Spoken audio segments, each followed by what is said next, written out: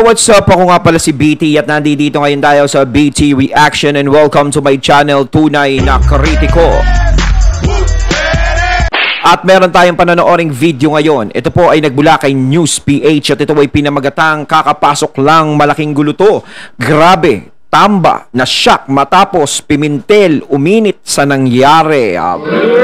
Talagang nagkakainitan. So wag na natin pagtagalin at sabay-sabay na nating panoorin ang laman ng video na hatid sa atin ni News PH at bibigyan natin ng reaksyon ng balitang ito. Pasok! Coco Pimentel. Coco Pimentel. Ayon po kay Coco Pimentel, siya raw po ay haharap, no? Haharap po siya sa magharap po siya ng reklamo sa Supreme Court. Basahin po natin itong Senate Minority Leader Coco Pimentel said he and possibly with other lawmakers would ask the Supreme Court to intervene amid the Commission on Election continuous acceptance of signatures for People's Initiative. Ayon kay Pimentel kasi, wala pa pong malinaw na batas tungkol dyan sa People's Initiative. Bakit po parang alam na ng COMELEC yung gagawin nila? No, kina-question niya eh. Bakit yung COMELEC? Alam na alam nila kung anong gagawin nila, tinatanggap nila, ministerial daw, alam na alam nila yung ginagawa nila. No? Samantalang, ang kino-question ni COMELEC, asan yung malinaw na batas tungkol dyan sa People's Initiative? Kung wala namang malinaw na batas sa People's Initiative, bakit tanggap kayo ng pirma? Tama rin naman. ito kay Carpio, dating Supreme Court. Sabi ni Carpio, hindi, kasalukuyan pang ipinagtatalunan niyang People's Initiative na yan, bakit tinatanggap ng COMELEC yung... Diba? Dapat ano muna yan, kumbaga nakabinbin yan. Wala, hindi dapat aanuhin yan, hindi papapansinin yan. Ngayon kapag wala ng issue yan, kung talagang inayos na, talagang gusto na, pinatupad na, di dapat, doon na anuhin yan. Pero ngayon, question. Hoy. Hindi ka po pwedeng mag-amend na gagamitin mo yung People's Initiative. Ay, hindi ka pwedeng magbago ng Constitution, gagamitin mo yung People's Initiative. Amendments lang. Hindi ba amendments lang hindi ba amendments yung pinapipirmahang People's Initiative? Iba eh. Babaguhin mo na yung parang sa People's Initiative kasi gusto nila na joint na botohan yung Senate at House. Ano ibig sabihin nun? No? Pag joint yung Senate at House, mawawala na ang silbi yung Senado. Hindi po yun yung intention ng saligang batas. Parang binago mo na kagad eh. Biruin nyo, sa totoo lang po, ang Senado at saka House of Representatives, separate voting kung magpapalit lang ng pangalan ng kalye o magpapalit ng pangalan ng eskwelahan. Pero magbabago ng konstitusyon, joint sila. 317, tapos laban sa 24. 24 lang. Lugi talaga Senado doon, napakarami ng congressman. Di parang wala na pong Senado nun. Yun nga inaangal nito ni Joel Villanueva. Baliwala na sila. Logic lang. Ilang ba yung boto ng isang congressman? Merong congressman, 2,000 lang naging congressman na. Sila pinakamababa, 15 million. Incomparable. Mukhang nanlalait sila. Pero yun ang katotohanan. Binuboto sila buong Pilipinas eh. Tapos ang boto ng congressman tsaka ng senador, magkapantay lang. Para sa akin, mas importante ang Senado, no? Diba? Mas importante kasi talaga sa botohan, nakikita naman natin, no? Milyon talaga bago sila manalo. Hindi katulad ng mga congressman, yung mga bababa, di ba? Mga libo lang. O mananalo ka na sa lugar mo. Di ba? Tsaka ang Senado kasi, problema ng bansa, tapos may mga pinapatupad silang mga batas na ganyan, o buong bansa ang makikinabang, parang ganun. Mas malaki ang papel ng Senado eh. Di ba? Mas malaki ang papel niya kaysa dun sa yun na yun. Hindi nararapat, di po ba? Dapat separate ang voting. Yun yung laman ng pinipirmahan sa People's Initiative. Mag-joint na botohan. Ika-count na isa yung congressman, isa lang din yung senador. May logic yung Senado, di ba? Kaya lang, bakit may kaya lang? Nawaisan kayo eh. Nawaisan kayo ng... Ang una kasing ginawa ng leader nyo, nagyabang.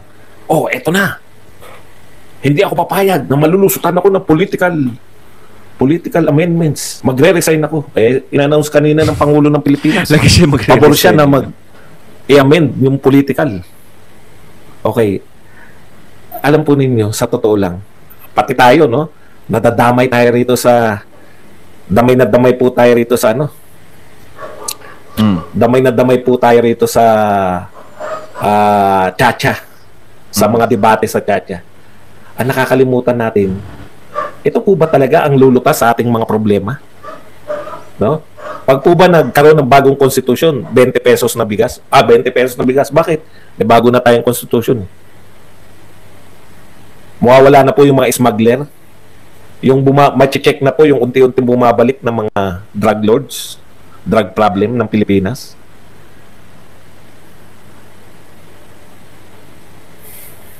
Yan po yung sinasabi natin. Dapat yung gobyerno, tinutugunan niya yung mga suliranin. Yes. Ang tagal na nito. Hahaba pa po to. Pupunta sila ng Supreme Court, magdedebate sa Supreme Court, lalabas yung ano. Meanwhile, nakatenga po lahat. Eh, ang problema di ba? Kung ano-ano kasi yung inuuna. Di ba? Kaya nga, binoto kayo ng taong bayan. Nagtiwala sa inyo ang taong bayan. Dahil ang buong akala nila is susolusyonan o tutulungan nyo ang taong bayan sa nangyayaring problema ngayon sa ating bansa. Matutugunan yon. Pero ang nangyari is parang hindi nyo napapansin. Diba? Hindi ko naman pwede isisito sa lahat sa Pangulo eh. Diba? Kaya nga meron kayong mga posisyon dyan. Hindi lang Pangulo. So kung hindi na kayo kailangan, dapat Presidente na lang tsaka Vice President na lang ang meron tayo. Wala na yung mga mayors, congressman, senado, senador. Wala na yung mga yan, konsyal, wala na. Kaya nga meron kayong mga ganyan. Diba? Para sa akin, yun ang nakikita ko. Na dapat kahit papaano is tumulong. Tulungan yan eh. Diba? Kaso nga lang, is natututok lang sa isang issue. So hanggang 2028 pa ito paaabutin? Diba? Dapat kan tinatapos na yung usapan na yan eh. Kung ano man yan. Kung hindi gustong ipatupad, edi tapusin na yan. No? Kasi hindi nyo nakikita na nahihirapan na yung mga tao ngayon. Di ba?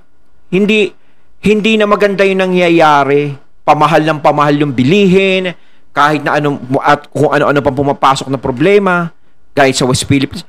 Di ba? Napakadami. So, ganyan pa sila. Yan pa ang iniintindi. Dapat is mag-change na kayo. Kung baga, change topic na. Di ba? Tama, mag-change topic na para iba naman ang pag-usapan natin dito. Ganun yan. Di ba? Hindi nyo na nakikita yung nangyayaring problema sa bansa natin dahil dyan sa problema nyo. Kasi para sa akin is pang sariling problema lang yan eh. Lahat na puwersa, nakaano tayo, nakatenga tayo, naghihintay tayo kung babaguhin ang konstitusyon na hindi. Meanwhile, hindi pa rin nalulutas yung mga problema natin. Okay, gaano po kagaling si BP Sara bilang DepEd? Lahat yan. Binabanata na naman si BP Sara. Wala kang edukasyon, hindi ka teacher, wala kang kinalaman sa education, bakit ka DepEd Secretary? Sasagutin ko kayo kung bakit siya DepEd Secretary. Kasi inappoint siya. Ang gusto niya nga, kung totohanan, DND. Di ba? Hindi binigay sa kanya yung DND, Department of National Defense. Kung ano binigay sa kanya, a good soldier, tinanggap niya at nagtatrabaho. Ano po pagkakaiba ni BP Sara sa mga naunang Defense Secretary? Bakit bumababa pa rin po yung kalidad ng edukasyon kahit na maraming mahuhusay na Defense Secretary nauna? Ayaw nilang tumbukin yung problema ng edukasyon. Ang susi po sa, ano sa tingin nyo susi? Tayo, nagka-pandemya tayo eh. Lalong bumagsak ang edukasyon. Bakit? Self-taught yung mga bata eh. Ang nagtuturo sa kanila, module. Magulang nila nagtuturo. So ano pala ang susi para sa magandang edukasyon? Teacher. Pero yung palakad noon ng DepEd, nakita po ng DepEd ngayon, ang dami pong pinagagawa sa mga teacher. Labas sa pagtuturo. Kaya ang focus, kaya ang daming umaangal sa inyo. Bakit pinatanggal yung mga yan, pinakamagandang halimbawa, dekorasyon. Nakabatay sa pag-aaral yun. Pag may dekorasyon, contest yung dekorasyon. Una, nagagastosan ng teacher. Pag hindi makapal ang teacher na manghingi sa mga magulang pandekorasyon, sarili nilang bulsa yung pande-decorate nila. Mas malaki pa yung class, kopyahin nyo na lang yan. May ginagawa si teacher. Ngayon, hindi na po pwede. Very basic. Pagpukusin mo yung mga teacher sa pagtuturo. No? Eh, yung mga magagaling na teacher natin, coach ng contest ng science, coach ng contest ng math. Huwag nyo pong sabihin na nakakapagturo pa yung pag malapit na yung ang pinakamagagaling na teacher. Sila syempre gagawing coach, di ba? Magko-coach po yan. No? Magko-coach po yan dahil magaling siya eh. May papanalo niya. Nanalo sa division. Alam niyo po, nariyan sila, nagtuturuan sila ng, ito, pinakamagandang halimbawa, baka hindi niyo ito nakikita. Pinakamagaling kang teacher, ginawa kang coach, malapit na laban. Alam nga namang iuwi mo yung bata o pag paiwan mo sa school, wala namang bayad overtime, magagalit yung magulang ng bata. Hindi po. Kailan kayo magtuturuan? Habang may klase. Habang nagkaklase si teacher, kopyahin niyo na muna class, nag-ano lang kami.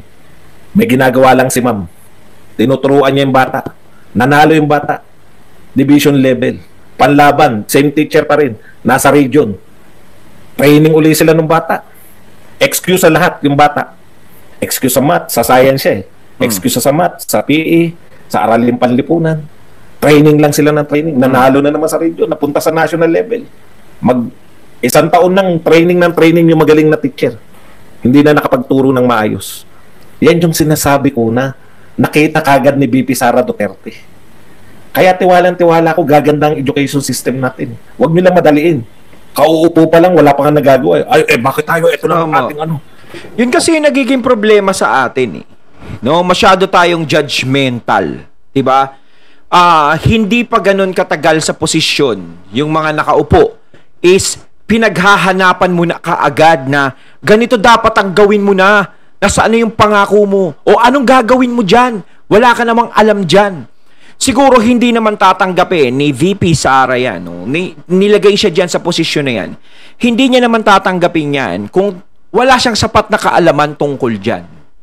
No? Kahit pa hindi naging teacher yan, kahit na ano eh. Basta ikaw may puso ka sa edukasyon, may puso ka sa mga kabataan. Diba? Andun yan. Tsaka yung malalaman mo lahat ng ginagawa nila, alam mo. Diba? Mga pangangailangan nila. Pero yung pinipressure siya na pinaghahanapan ka kaagad is hindi pa, wala pa. Kumbaga antay-antay, syempre unti-unti naman yan, hindi naman biglaan lang yan eh. Parang parang sa 30 pa ang sweldo mo. Pero kinukulit na siya ng anak niyang bumili ng ice cream. No, wala na siyang pera, pamasahin na lang sa trabaho talaga. Di ba? Para sa 30 pa, bibili kita malaking ice cream. Hindi, bili mo na ako. Gusto ko yung malaking ice cream. Di ba? Kayo na. Ano yan? Wala ka namang puro ka lang. Di ba? Kumbaga, matuto tayong maghintay. Kasi kung matuto tayong maghintay, kapag dumating yung araw na yon, ayan. Di ba? Doon natin makikita ang masama. Kung si VP Sara is 4 na taon o 5 taon na dyan, wala pa rin nagagawa. Wala pa rin, di ba? Yun, doon na kayo magsalita. Pero sa ngayon, bago pa eh. Kahit si PBBM is bago din sa posisyon. Kaya hindi mo pa pwedeng paghanapan ng kung ano-ano eh. No? Mas maganda kung meron silang nagagawa na paunti-unti pa lang ngayon. Mas maganda yun, nababalitaan natin. Pero para sa akin, paghihintay ang solusyon dyan para wala tayong pagtalunan. No? Pero kung tayo nagmamadali, baka mabangga kayo ng jeep niyan. Diba? Maraming nahi-hit and run sa pagmamadali. Mababa tayo sa test natin. Alam nyo, pati yung test na yan, no? Bilib din ako rin kay matandang Briones. Kasi for the first time, sumali tayo dyan sa test. International test yung PISA na yan. Hindi siya natakot. Ano kung mababa tayo, sabi ni Briones. Di malalaman natin standing natin. Yun, nalaman natin, kulela tayo.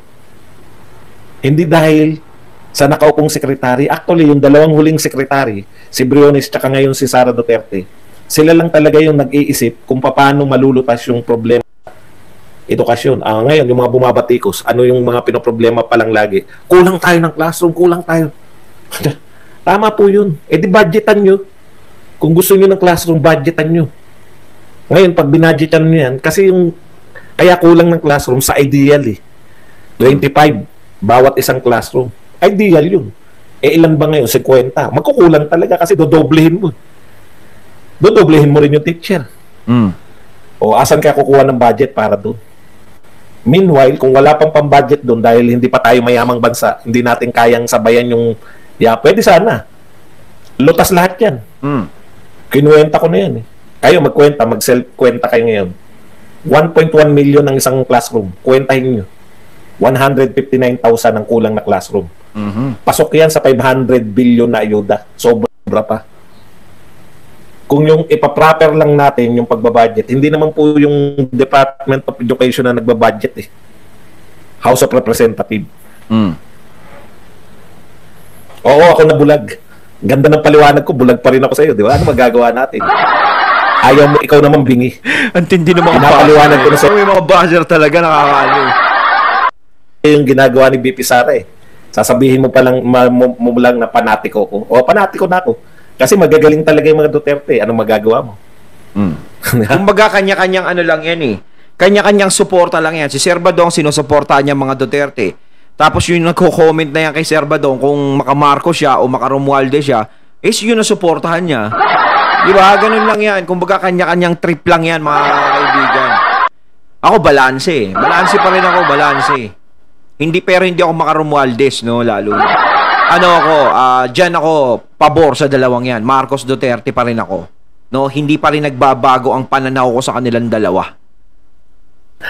Hindi ako magkukunwari. Matagal akong hindi tagahanga ng mga politiko. Ngayon lang po ako humanga sa mag-amang Duterte. Masama po ba? Hindi ako magkukunwari sa inyo. Hindi ako panatiko na nakikita utot nyo. Panatiko ko. Ano ngayon?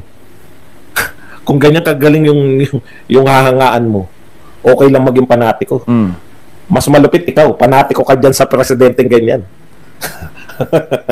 Di ba? O, tatanggalin na kita kasi mukhang ayaw mo namang makinig sa akin. Ayun, natating natungayan ang video na nagbula kay News PH at syempre natungayan natin ang boses na yun na binigyan natin ng reaksyon mula kay Sir Badong Aratales.